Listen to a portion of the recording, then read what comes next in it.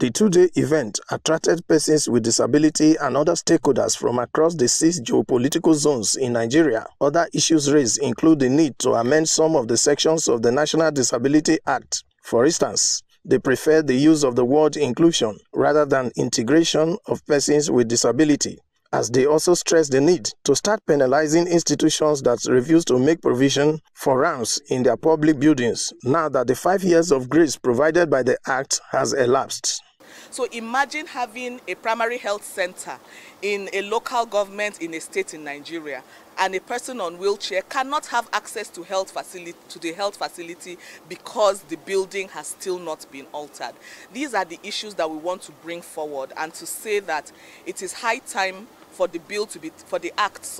Disability Act to be taken seriously, for it to be implemented, and for the sanctions that are contained in the Act to actually begin to take effect. The former UN Secretary General Ban Ki-moon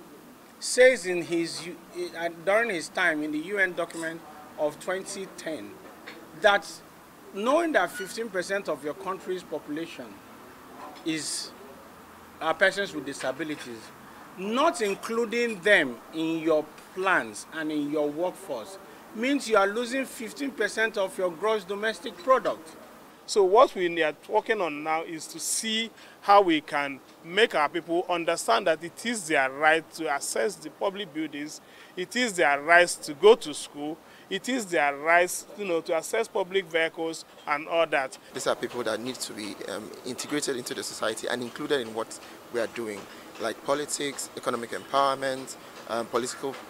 positions, party leadership. It is very important that everyone is brought to the table. They also call for a tax rebate for companies and other organizations that employ persons with disability, as they were quick to advocate not only for the rights of persons with disability, but also ensuring that the Act continues to protect and advance inclusion and accessibility for those who are most vulnerable and marginalized in the society.